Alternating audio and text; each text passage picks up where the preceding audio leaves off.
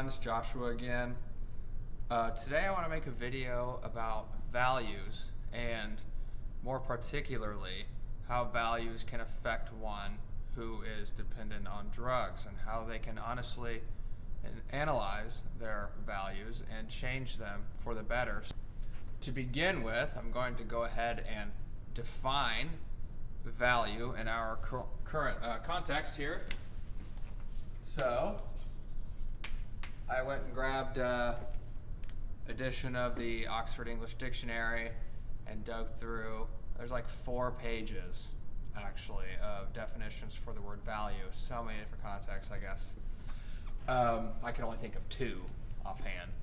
But for our context, we're going to use the definition of personal or societal judgment of what is valuable and important in life. Okay?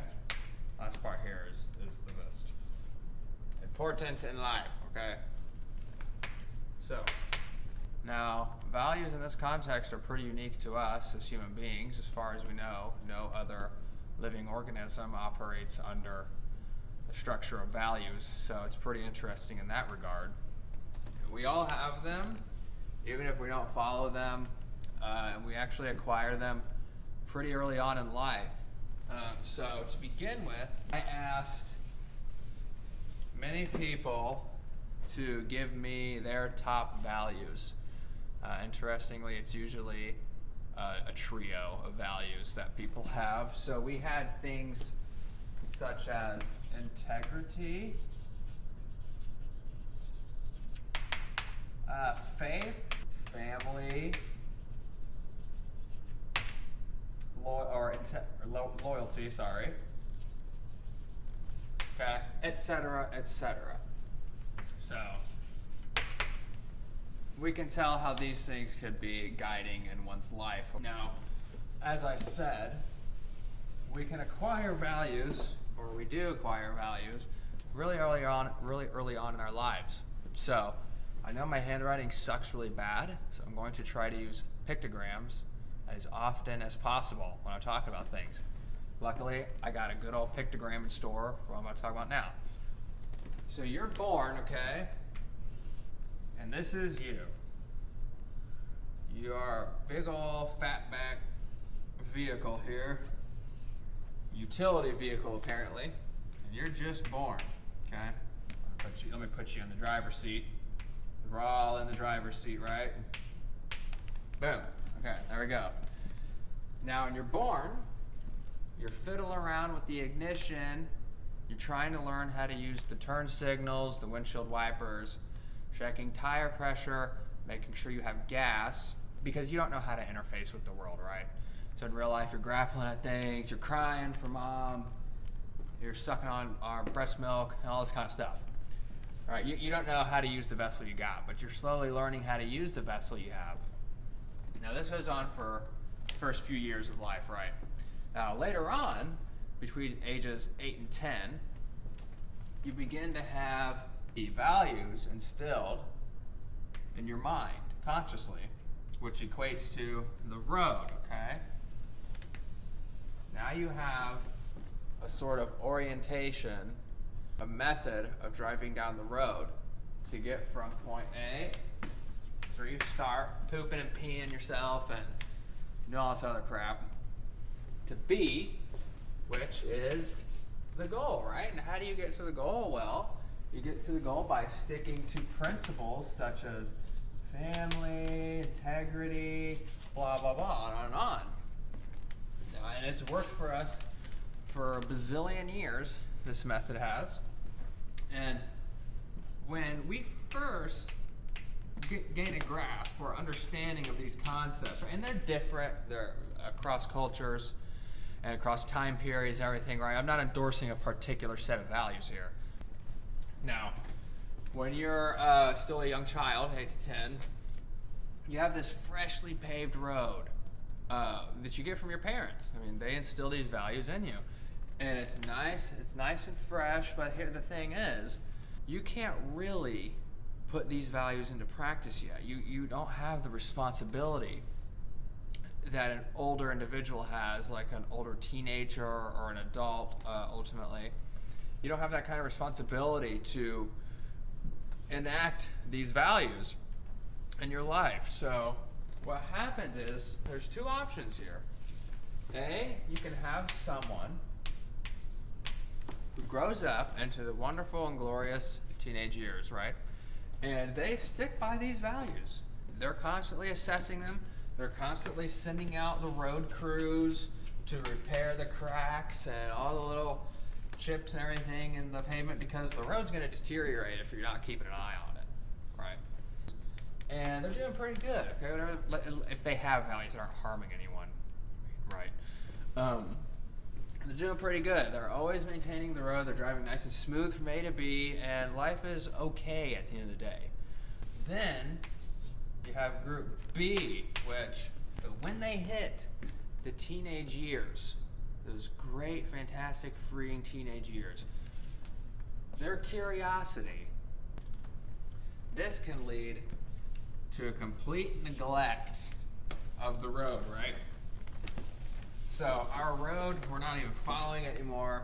They've sank below conscious level, the values have. So we're no longer thinking about them, and we're not abiding by them when we're making decisions. So what begins to happen is all our road becomes cracked and just awful, right? Eventually, it's gone. If you don't maintain the road, it is gone, right? Let's erase it. So the road's gone, and then here we go. Next thing you know, we have no idea where in the world we're going. So I'm essentially driving through the desert here, like Mad Max style, from A to nothing. And this can be awesome for some, for however long, but at the end of the day, it is just not the way to go. So, you might be wondering, is there a difference, or why am I talking about values, all this kind of crap? It seems like everyone's got the same ones anyway, right? Well, let's talk about this further.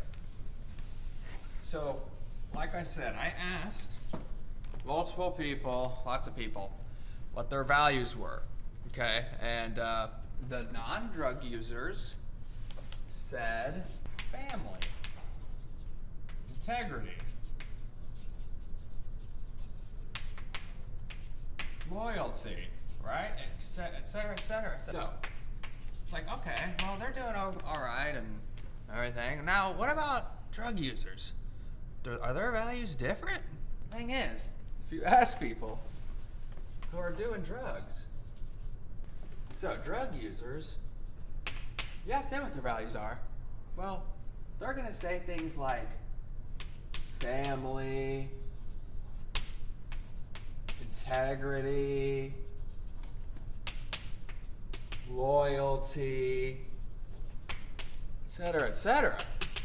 Well, everyone's just the same, and I should just stop the video now. Well, hold on one second.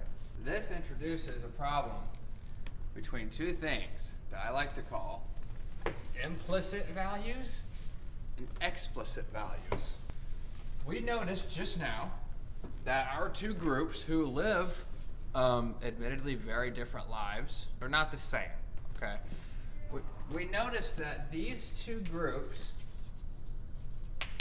expressed the same explicit values. So what do I mean by that? Well, an explicit value is it's just what someone says their values are. Like, I can sit here all day long and say, well, I love my family, and I value honesty, and well, this, and that. That's an explicit value. If I'm telling you, right now, I value tennis more than anything else. Well, tennis is now one of my explicit values. But here's the kicker. We have implicit values, which happen to be way more telling than the former. Implicit values which are a reflection of someone's actual behavior. You get the point. This guy's running. He's darting. Okay. So you would think this one of the values of this guy is running marathons. So an implicit value, if I say that tennis is one of my values, right? Yet you see me each day playing basketball. Well, implicitly, basketball would be one of my values, right? The two groups have the same explicit values, but their implicit values are very, very different. Now, if someone were to say that simply using drugs doesn't affect the value system whatsoever and their behavior does not matter, right? So if someone were to say that this is just wrong, I'll point out something else here. Let us refer to Maslow's hierarchy of needs, okay? It was designed by a great guy named Abraham Maslow, American psychologist here. So here at the bottom, we have physiological needs. So that is like eating, so eat, sleep, homeostasis. Basically this tier of needs can be defined by homeostasis. Your body is just trying to maintain equilibrium. Your heart's beating, your lungs are exchanging carbon dioxide for oxygen. And no matter what, you're alive, right? You're like, please make sure I'm on the census, like I'm breathing, okay? Then you have safety. So this is like, security in your job, security in home, right? So just all the little warm blankets of security that we like to have. The next one is loving and belonging. So, these are your relationships and all of this, whether they be family or friends, sexual stuff, And then you have esteem. And esteem is self-esteem, accomplishments, things like that, right? Self-esteem. Accomplishments, right? And then the last one is self-actualization, which is, morality, actualization, stuff like morality, I don't have space in here, stuff like morality, creativity, acceptance of facts, things like that. And there is actually one level above self-actualization, which is called transcendence. And once you're at that point, you're talking about Nietzsche's Übermensch and the concept of nirvana and all this stuff, right? Well, if someone were to tell me that drugs cannot affect your values and that your behavior doesn't affect your values, I'll just refer to Maslow's hierarchy of needs and point out that a dependence on drugs can disrupt virtually every level of these needs, okay? So let's start at the very top, okay, to be fair. So with things like morality and creativity and acceptance of facts, you can say that a dependence on drugs can alter your perception of facts, and it can in fact also influence your morality, especially in times of withdrawal and things like that. So boom. Then you have esteem. Well, the fact is, if you did have a high self-esteem to begin with, you probably wouldn't feel the need to do drugs. And if you have a low self-esteem, you can use alcohol and whatnot as a crutch for this. So then it would inhibit the progression of self-esteem. Okay, loving. Now, drug dependence should affect this tier, probably more than any other. And if it does not affect this tier, then you might need to evaluate who you're around, and that's actually another topic I want to discuss regardless. So drug dependence should put a splinter between you and your family and your friends and your loved ones, just period. It should do that, okay? Boom. Then you have safety, security and job, housing, things like this. Well, the numbers are overwhelming showing us that people who are dependent on drugs, especially the harder ones, are more likely to be unemployed, more likely to be homeless. So there goes that. And on the very last level, where you're just crawling around on the ground, right, just trying to survive, eating and sleeping and whatnot, we know that if you, let's say, are dependent on a substance such as methamphetamines, you're definitely not getting an adequate amount of sleep. And also, on the same token, you're definitely not eating like you should be. So we have effectively shown here how a dependence on drugs affects every single level of Maslow's hierarchy of needs of the human being. Any addiction has the potential to do this, but drugs are especially dangerous when it comes to this because they can affect these things very fast. What is the goal here? What's the whole idea behind this, right? The idea is if you are one who is dependent on drugs or any illicit substances, like I said, I need to reiterate, I'm not talking to the people here who have smoked marijuana once, like in college or something. I'm talking to people who are actually dependent on drugs. A good first step is to acknowledge the fact that your values are completely whacked out. The fact is, no one wants to be dependent on drugs. It's not a very empowering concept, and it certainly doesn't help anyone progress in any sort of way. So we cannot argue that drug dependency is viable as a value whatsoever. Acknowledge that drugs have caused you to ignore your values. This is a little blank spot for values. Or maybe even that drugs have completely replaced your values, okay, which is possible. And there is no need for a set of three. Your value could simply be getting high, right? That could be your one value. It's certainly no way to live. It's a terrible way to live. It's an embarrassing way to live. I can say these things because I used to live like that. So you should probably try at least to accept the idea that your life is terribly out of whack. Okay?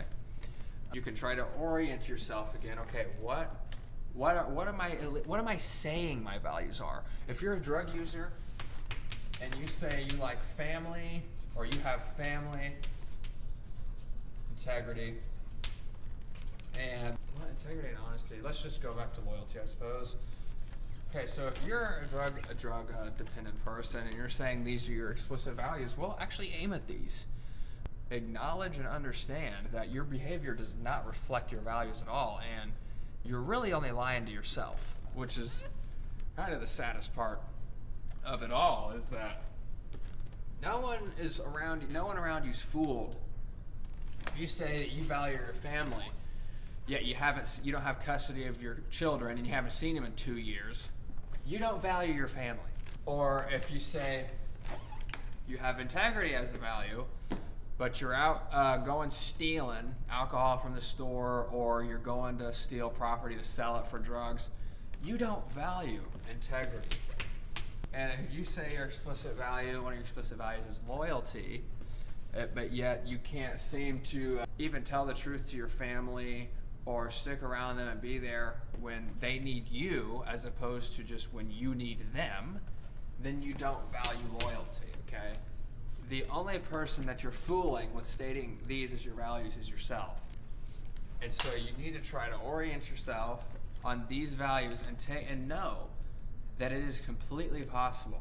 The one thing I like to say is when it comes to an issue like drug abuse, I feel 100% confident in saying that it is an issue that has a guaranteed positive outcome if you make the choices for that to be a reality, because in such a situation as drug dependency, you are completely in control. So look at your explicit values, align yourself with them, take the first step. It's not going to be overnight, but you'd be really surprised as to what can happen if you simply bring the values from your childhood, from your unconscious, bring them up to your conscious mind again, like you did when you were 8 years old or so. And before you make any decision, say, does this align with my values? And then sooner or later, you're going to figure out that the very act of getting high doesn't align with your values whatsoever. And that's the critical moment. And that is the moment when you can start living the life that you actually want to live. Because there's no way in hell you want to live the life that you're living right now. These chemicals are not more powerful than you are. You have the power to completely throw them to the side and live life as a natural human being, as you were meant to live, and it's fantastic to live that way. For me personally, one of the best experiences I had after stopping the use of drugs was like my emotions came to the surface again. So when I was abusing substances, I really just had a bunch of anger and whatnot, and I didn't really cry that much. I still don't really cry that much now, but let me put it to you like this. You stop doing drugs, you let your brain clean itself over the course of like 2 or 3 years, then go and watch a movie like Saving Private Ryan and see if it doesn't tear you apart. You can get in touch with the world and let your body equalize itself and let it operate how it should operate, how it wants to operate, as opposed to introducing these artificial agents into your body each and every day, which your body does adapt to as well. It should be noted, the phenomenon of neuroplasticity. It's hard to reverse that kind of thing. So your body will adapt, but it certainly won't be happy doing so. So yeah, that's really all I have to say today about values. They're actually pretty useful tools. They sound cheesy and ironic, but if you use them in the right way, then you can start living the life that you've always wanted to live, and there's really nothing stopping you. So I hope you guys have a great day, and I'll see you soon.